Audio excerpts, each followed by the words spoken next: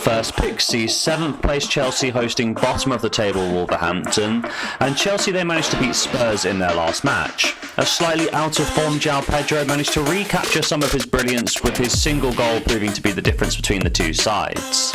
However, despite the 1-0 win for Chelsea, the scoreline absolutely does not reflect how dominant they were in the match. When we take a look at the stats, we can see that Chelsea won out on every major win predictor statistic.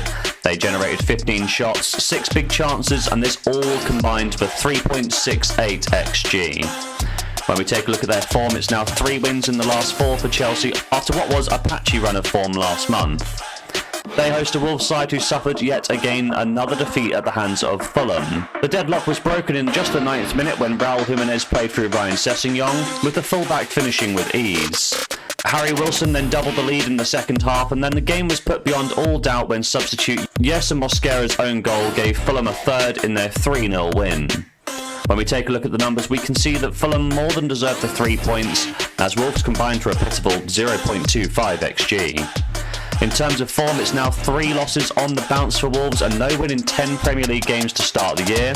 Therefore, it wasn't too much of a surprise when the Wolves board stepped in and sacked Vitor Pereira, and it looks like they're going to appoint Gary O'Neill in a back to 2023 kind of move. When we take a look at the head-to-head record, the last match between these sides took place in the EFL Cup around about 10 days ago. Despite it being an earlier round of the Cup, both sides did line up with what was a close to full strength 11, and Chelsea wasted no time at all opening the scores as Andre Santos' strike after 5 minutes gave them the lead. And the Blues would find themselves 3-0 up at half-time as George and Esteban managed to get on the scoreboard, as Chelsea seemed that they would cruise to a comfortable win. However, Wolves really did take the game to Chelsea in the second half. Tolu scored in the second period, and in the 73rd minute, Wolves reduced the deficit to just 1 goal with plenty of time left to play.